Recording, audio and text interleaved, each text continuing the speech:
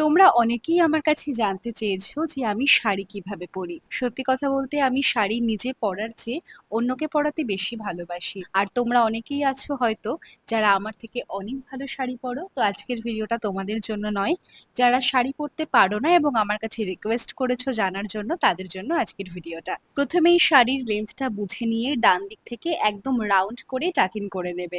চেষ্টা করবে একটু নিচু করে শাড়ি পরার, দেখতে অনেক বেশি সুন্দর লাগে। এরপরে আমি আঁচল করে নেব। অনেকে কুচিও আগে করে, বাট আমার আঁচল আগে করলে সুবিধা হয়। আজকে আমি প্লিট করছি না, ছেড়ে পড়ছি, সেই জন্য আঁচলটা একটু শর্ট রাখলাম। প্লিট করলে আমি আরেকটু লম্বা রাখি। আঁচলের পোর্শনটা আমরা একবার রাউন্ড করে বা কাঁধে ফেলবো। কোমরের বা পোর্শনটা কিন্তু একদম নিট অ্যান্ড ক্লিন হওয়া চাই, না হলে দেখতে ভালো লাগে না। শাড়িটা একদম টেনে ধরে একটু অ্যাঙ্গেল করে এখানে একটা সেফটি পিন করে নেবে।